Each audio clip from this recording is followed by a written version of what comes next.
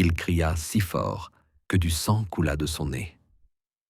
Selon les souvenirs du valet de chambre Sénéchion, ce son ressemblait au cri d'un porcelet auquel on enfonce un coin dans le scrotum. La chambre où gisait l'empereur fut immédiatement encerclée par les prétoriens. 2 médecins s'évanouirent à cette vue, et le troisième vomit sur ses propres notes. Sur le marbre froid, sous ses jambes recroquevillées de douleur, il restait une flaque de liquide trouble striée de puces. Ce n'était pas la première nuit où son corps refusait de fonctionner, mais cette fois, c'était définitif. La chronique du consul Licinius Aulus, consignée sur le 3e parchemin, rapporte: le 6e jour avant le solstice, Néron fut retrouvé couché sur le côté droit, émettant des sons inarticulés. Ses testicules étaient écrasés. Les 2 glandes n'étaient plus que des sacs remplis de sang. Il ne pouvait plus parler. Il tremblait et murmurait le nom de sa mère.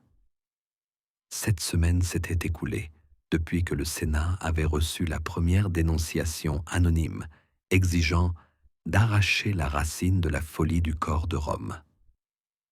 L'empereur se trouvait à ce moment-là dans sa villa d'Anzio, entouré de chanteurs, de garçons et de faux philosophes. Il ne se levait plus. Il urinait difficilement et son urine sentait le chou pourri. Les veines de ses jambes étaient tellement enflées que le drap était imbibé de sang au bout d'une nuit. Les médecins attribuaient cela à une surcharge du foie. On lui prescrivait des sangsues que l'on plaçait à la base de la colonne vertébrale pendant un quart d'heure, 2 fois par jour. On lui enduisait la peau d'une pommade épaisse à base de résine de cyprès et de cumin moulu, 3 fois par jour. On ne prenait pas sa température, on se contentait de sentir sa sueur qui dégageait une odeur d'huile rance. Dans les derniers journaux de Lucius Agrippa, conservés dans les archives de la préfecture d'Ostie, il est écrit: Néron exigeait qu'on lui apporte un oreiller toutes les 2 heures. Il criait qu'un démon juif se cachait dans son matelas. Ses orteils étaient noirs. Après avoir bu son vin, il ordonnait à ses serviteurs de lécher le sol. Un garçon, nommé Spore, mourut de peur. À cette époque, la garde était déjà changée tous les soirs. Les partisans du parti sénatorial et les proches parents d'Agrippine par la lignée des Giuni se disputaient le droit de contrôler l'accès au corps. Les serrures des portes étaient changées tous les jours. Seuls 3 hommes avaient les clés: le préfet Arpa, l'eunuque Milon et le prêtre Publius du temple de Vesta. Ce dernier disparut par la suite. Le vin était goûté sous les yeux du scribe. Chaque gorgée était consignée. L'un des serviteurs fut pendu pour avoir sali le seau sur l'amphore. Ses entrailles furent suspendues à l'entrée de la salle thermale, afin que l'odeur de la trahison effraie les Juifs. La saignée était prescrite en petite quantité, 3 fois par semaine, à partir des veines de la cheville gauche. La 3e fois, le médecin Géminus remarqua que le sang était épais, comme du fromage caillé. Dans son rapport, il nota: le patient est incapable d'avoir des rapports sexuels, le scrotum est déformé, la glande droite est rétractée, du pus mélangé à du sang s'écoule de l'orifice gauche. 2 jours plus tard, Géminus fut retrouvé mort, la bouche bouchée et les pieds brûlés. Néron essayait toujours de gouverner. Il ordonna de crucifier la femme d'un sénateur pour avoir prétendument ri de sa voix. Le corps de la femme fut pendu dans l'atrium.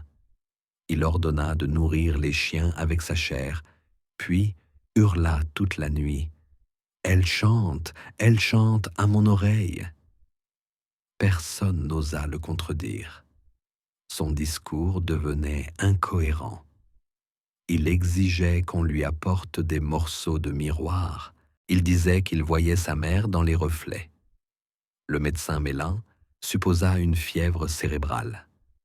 On lui donna de l'opium pour la nuit, en grains à l'aube et en sirop de pavot, 2 cuillères au coucher du soleil.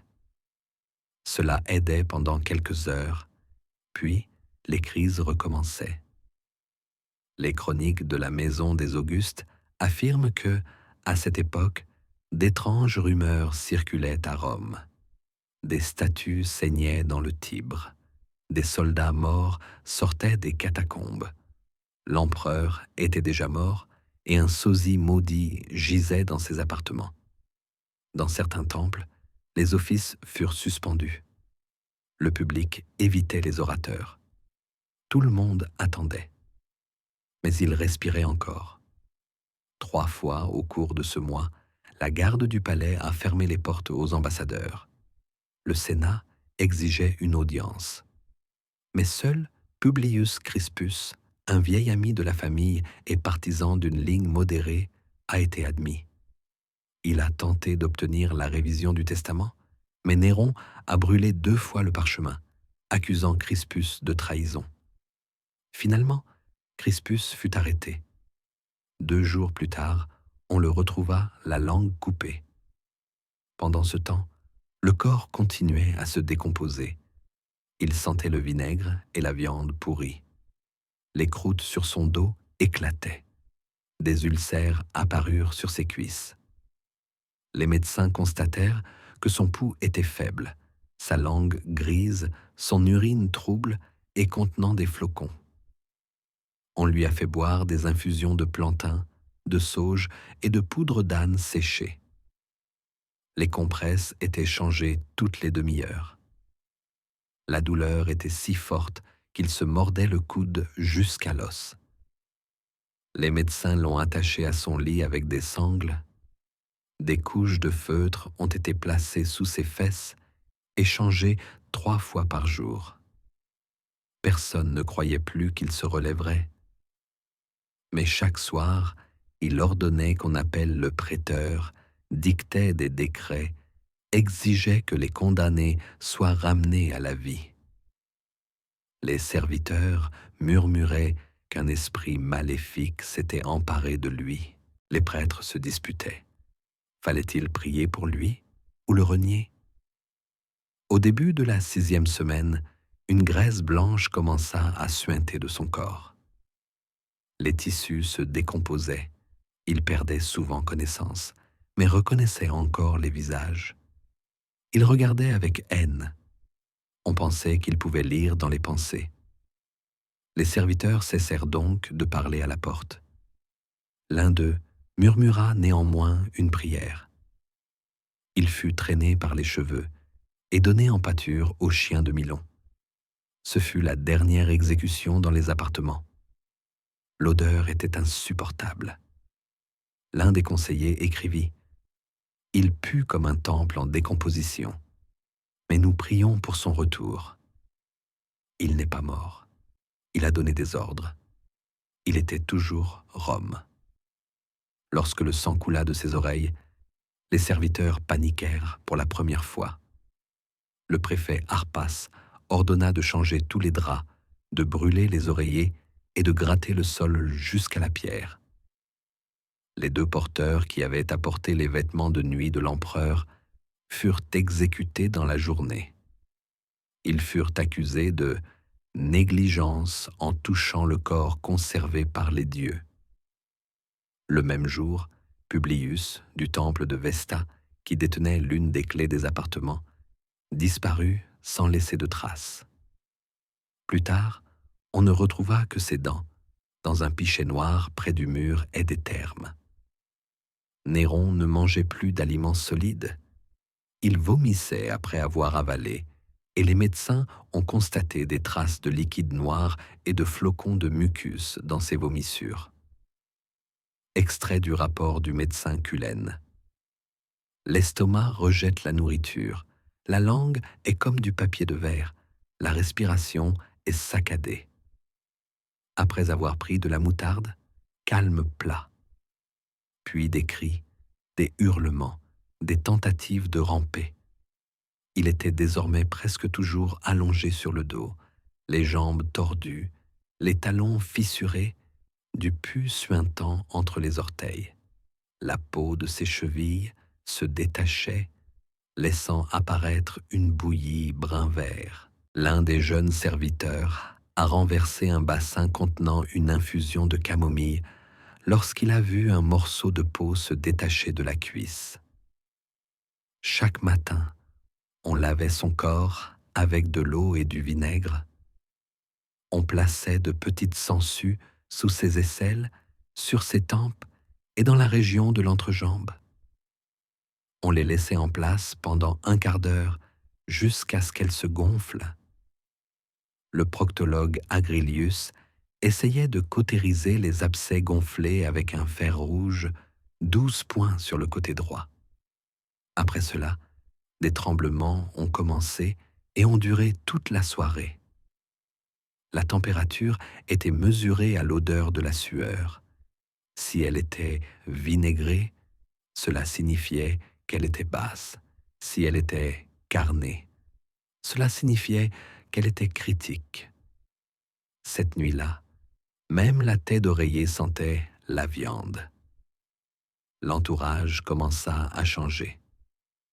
Les vieux Grecs et les homilettes, qui vivaient à la cour grâce à leurs improvisations poétiques, disparurent.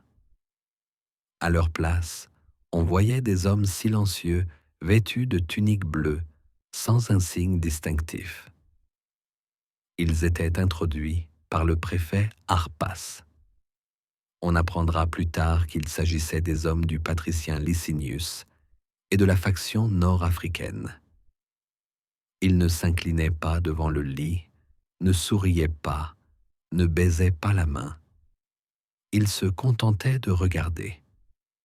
Parfois, ils prenaient des notes.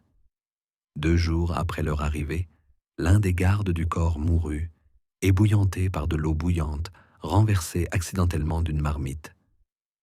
Le second fut étranglé avec une corde provenant d'un drap. Harpas ordonna de garder le silence. Dans son rapport au Sénat, il indiqua « Accident causé par la nervosité due au climat humide ». Néron ne parlait plus. Il murmurait, parfois avec la bouche, parfois entre ses dents serrées. Une fois, il appela sa mère. Agrippine était morte depuis 8 ans déjà. Quand on lui expliqua, il hurla si fort que des fissures apparurent sur les murs. Il donna ensuite l'ordre de brûler l'une des statues de Jupiter et de la remplacer par une sculpture représentant une femme au ventre déchiré. On trouva le marbre dans le port et on l'apporta pendant la nuit. Les esclaves qui installèrent la sculpture furent écartelés. Néron avait l'impression qu'un renard vivait dans les yeux de la statue. Il exigea qu'on lui arrache les yeux. Les serviteurs commencèrent à tomber malades. Selon les notes officielles, 5 d'entre eux moururent d'une maladie de l'oreille et des intestins. En réalité, ils moururent de la malédiction du lit. C'est ce qui se disait dans les couloirs. Les prêtres refusèrent d'entrer dans les appartements. Un seul, le père Balbin, se décida, mais il fut transporté hors de là, inconscient. À ce moment-là, le corps de l'empereur était tellement enflé que ses doigts ne se rejoignaient plus sur son ventre. Un liquide suintait. On disait que l'odeur était telle que le verre de la lampe s'était noirci. Tout ce qui touchait la peau était en train de pourrir. Chaque nuit, des réunions secrètes avaient lieu. Dans l'aile nord, derrière les tapisseries, Harpa, Milon, le nouvel ambassadeur d'Égypte et 2 hommes de Sicile, dont aucun nom n'a été conservé dans les chroniques, s'y retrouvaient. Ils discutaient du sort du testament. Néron avait auparavant dicté 3 versions. Dans l'une, le pouvoir était transféré au temple de Vesta. Dans l'autre, au Sénat. Dans la troisième, à l'œil le plus digne. C'est ainsi qu'il s'était désigné lui-même dans son dernier accès de délire. La dernière volonté fut falsifiée la nuit même. Elle fut remplacée par l'eunuque Milon qui changea le cachet de cire. Le texte original fut brûlé dans la cheminée, qui n'avait pas été allumée depuis 2 jours. La fumée noire s'échappa par les interstices. Les gardes ne vérifiaient plus la nourriture. On disait que l'empereur ne distinguait plus les saveurs. Il rongeait le tissu avec ses dents, avalait des éclats de miroir. Les médecins essayèrent de lui faire boire une décoction d'orge à l'aide d'un tube, mais il s'étouffait. Au bout de 2 jours, ses reins ont cessé de fonctionner. Son urine coulait goutte à goutte dans un bassin. Elle était brunâtre et sentait le crabe pourri. On le faisait uriner 2 fois par jour, mais le bassin se remplissait pendant la nuit. Les draps étaient tachés de mucus. Au matin, toutes les taches avaient foncé. Elles étaient presque noires. Les ambassadeurs de parti refusèrent d'entrer dans la chambre. L'un d'eux serait devenu aveugle à cause de la puanteur. Le second se serait arraché la langue pour ne pas maudire Rome. Personne n'y croyait, mais des rumeurs circulaient dans la ville selon lesquelles il s'agissait d'une punition divine. Les poissonniers ont commencé à crever les yeux des carcasses pour ne pas ressembler à l'empereur. Les temples se sont vidés. Même le temple de Junon a été fermé pendant 3 jours. Les serviteurs avaient désormais peur de toucher le lit.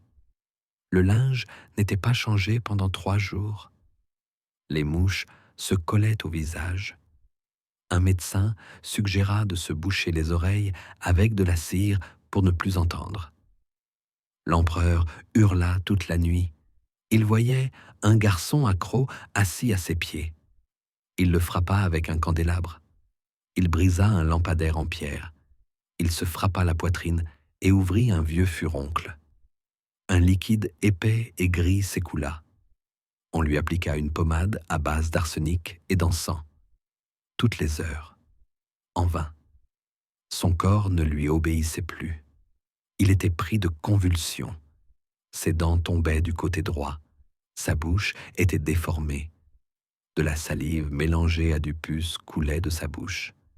Ses cheveux étaient collés. Ses paupières étaient enflées.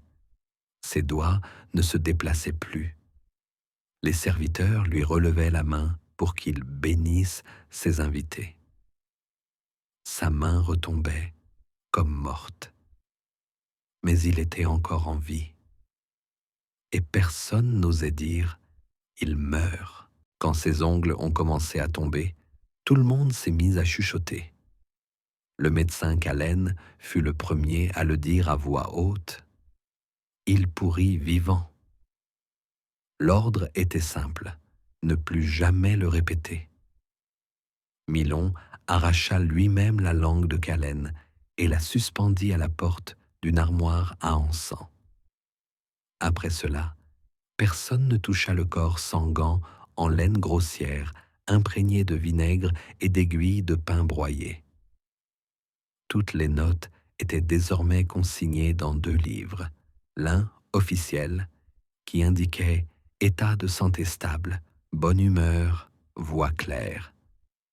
L'autre, caché dans une niche derrière le chandelier, à côté du pot de chambre. C'est là que l'on écrivait la vérité. Les mains de l'empereur étaient enflées jusqu'au coude. Les phalanges étaient durcies comme des excroissances osseuses. Un liquide qui sentait le vinaigre, la viande pourrie et le pus suintaient sous ses ongles. Son visage était déformé. Son œil gauche ne se fermait qu'à moitié. Le droit commençait à fondre. Selon la description du médecin firme, un gel jaunâtre et trouble s'écoulait de la pupille. On le lavait avec une décoction de plantain et de sel, puis simplement avec de l'eau, puis plus rien.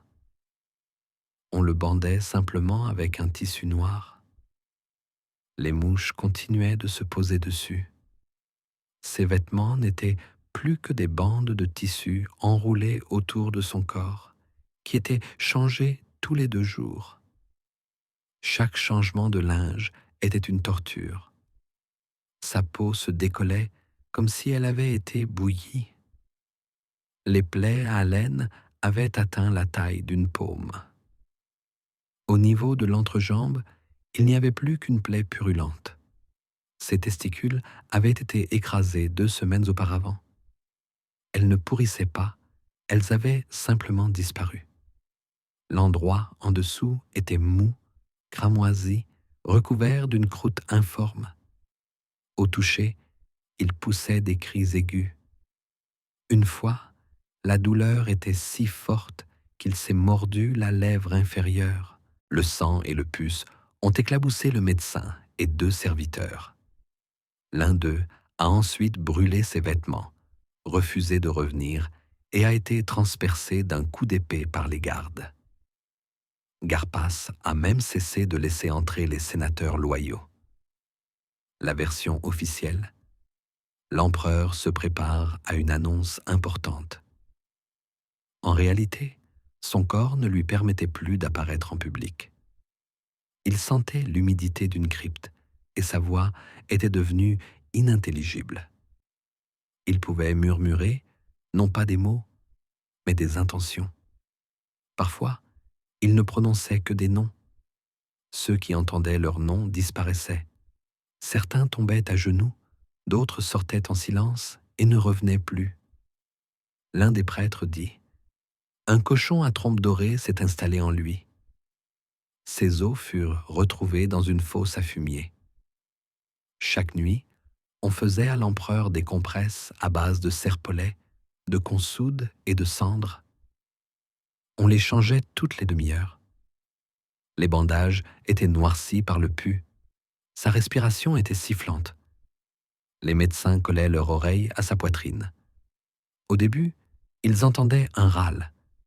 Puis, comme si une crapaude se tortillait. Ensuite, il n'y avait plus que des gargouillements.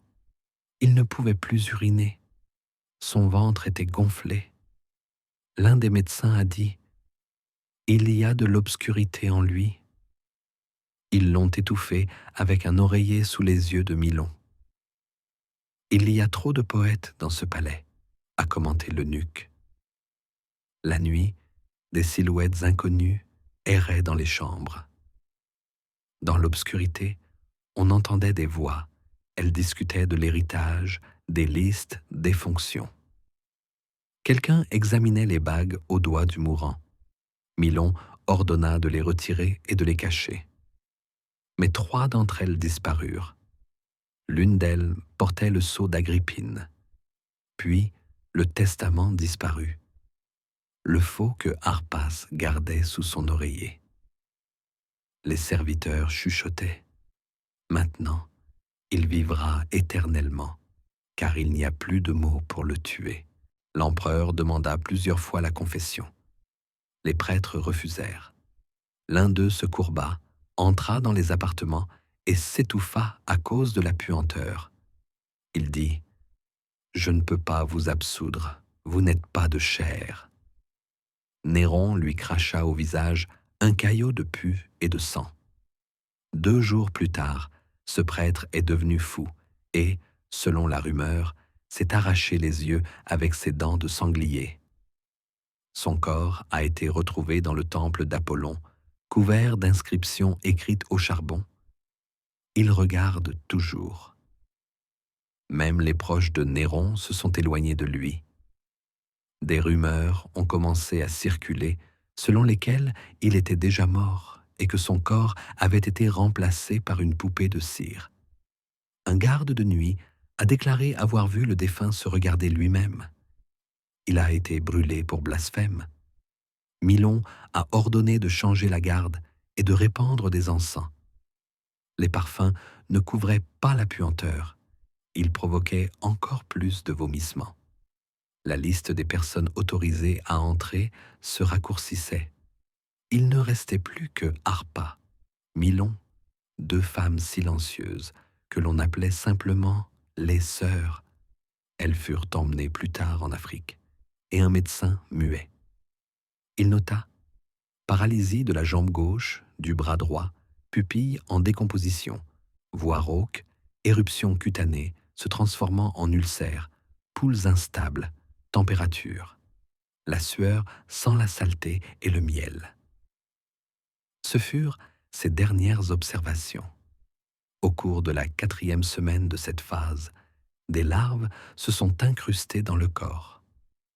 On les a trouvées dans le pli entre les omoplates, sous les bandages, à l'endroit où se trouvait une plaie de décubitus. On les a coupées au couteau, lavées, cautérisées avec de la résine. L'empereur gémissait, hurlait, se mordait, crachait. Il ne pouvait plus marcher, il ne pouvait pas ramper. Il était simplement allongé et se décomposait. Le dernier jour du 3e mois, il a essayé de lever la main. Il a bougé. Tout le monde s'est figé. Le serviteur, pensant que l'empereur était en train de mourir, est tombé à genoux et a demandé pardon pour avoir abîmé le bassin. L'empereur a bougé un doigt. Le serviteur a été pendu, puis brûlé, puis ses cendres ont été piétinées. Le corps de Néron vivait désormais de lui-même.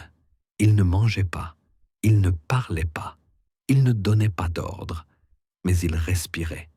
Il était vivant. Il était le pouvoir. Rome pourrissait avec lui. Il n'avait pas émis le moindre son depuis 9 jours. Son corps ne bougeait pas, ne déglutissait pas, n'urinait pas.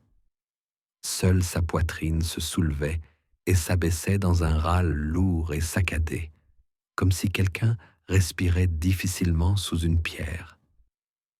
Les serviteurs avaient cessé de croire qu'il était en vie. Mais il respirait, et personne n'osait le déclarer mort. Les ongles de ses pieds étaient tombés. Le doigt de son pied gauche avait noirci, puis tout le pied avait noirci. On l'avait enveloppé de branches de sapin pour étouffer l'odeur, mais celle-ci s'infiltrait partout. Les draps étaient brun-gris et collaient au corps. Il n'était pas changé tous les jours. L'un des médecins écrivit « L'humidité provient de la pierre même du lit. » Un flot continu de salive trouble, mêlé de sang, s'écoulait de sa bouche. Ses dents s'effritaient. Une masse blanche et purulente s'écoulait lentement de son oreille, dans laquelle on découvrit plus tard des larves. Ses yeux étaient enfoncés. Le gauche commençait à se recouvrir d'une pellicule trouble. Le droit était devenu une orbite vide. Après qu'on eut retiré ce que les médecins appelaient une goutte de pus mort, le médecin fut immédiatement pendu. Sur sa plaque, on pouvait lire « La décomposition ne doit pas être nommée ». Il ne restait plus qu'une seule pièce dans laquelle on pouvait entrer. Toutes les autres étaient fermées à clé. Les clés étaient entre les mains de Harpa. Les entrées secrètes étaient murées. Chaque jour, le garde de service rendait compte du silence, des odeurs, des signes de mouvement. Les signatures sont apposées en silence. Les rapports officiels indiquent « Sa santé est un secret d'État ». Le temple de Vesta exige une confirmation qu'il est en vie. Elle n'est pas obtenue. Les changements ne concernaient pas seulement son corps. Le pouvoir autour de lui s'effritait. Le Sénat ne croyait plus en lui. Les ambassadeurs égyptiens ont commencé à se réunir avec les hommes de Licinius. Les Parthes se sont joints à eux. Des émeutes ont éclaté dans le sud. Dans tout l'Empire, on disait « Rome pourrit parce que le roi n'est pas mort ». Milon tenait une liste séparée de ses invités. Il n'admettait plus aucun membre de l'ancienne noblesse. Seuls les muets, les aveugles ou ceux qui ne savaient pas écrire pouvaient entrer dans sa chambre. Les rumeurs se répandirent. On disait qu'il était une idole, un mort vivant, porteur d'une malédiction. On qualifiait son souffle de prière cadavérique. Pendant ce temps, dans les appartements, on continuait à changer les bandages. On appliquait sur son ventre des compresses de menthe, d'écorce de chêne et de cendre. Il ne pouvait plus retenir ses selles. Son ventre était gonflé, dur, sa peau recouverte d'un enduit gris-brun. Des cloportes se cachaient dans les plis de sa peau. On essaya de le saler, puis de le badigeonner de miel, puis de le brûler. En vain. Garpas menait des négociations secrètes avec les prétoriens. L'un d'eux, nommé Aulus Terentius, vola une copie du Dernier Testament. Il était différent du faux. Dans l'original, il était écrit « Si ma chair n'est pas purifiée de la douleur, que tout retourne entre les mains des dieux. » Ce texte a été brûlé. Terentius a disparu. On l'a retrouvé décapité. Sa tête a été plongée dans un tonneau de vinaigre et placée dans une niche près de la chambre, comme pour rappeler « Ce n'est pas le moment de dire la vérité ». L'empereur respirait encore, mais il ne ressentait plus aucune douleur. Son corps ne réagissait ni au vinaigre, ni au fer brûlant, ni au bruit. L'un des serviteurs le frappa à la joue. La peau s'effondra. Ses muscles ne tenaient plus. Sous ses yeux, il y avait des fissures noires. Dans la région de l'aine, il y avait des vers.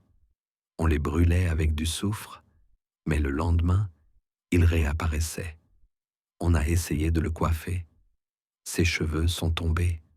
Ce qui restait n'était qu'une masse emmêlée avec des excroissances blanches. Un serviteur a décrit cela comme un nid d'oiseau fait de cadavres. Sa tête penchait constamment sur le côté, la salive coulait sur son épaule. Elle était pourrie.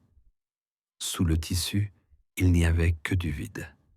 Lors d'un conseil chez Milon, il fut décidé « Ce n'est plus un homme, mais il détient toujours le pouvoir. » La garde fut renforcée.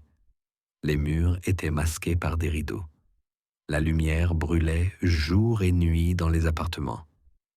Les gardes étaient relevés toutes les 6 heures. Seules 2 personnes furent ajoutées à la liste des personnes autorisées à entrer. Un eunuque et une femme aveugle.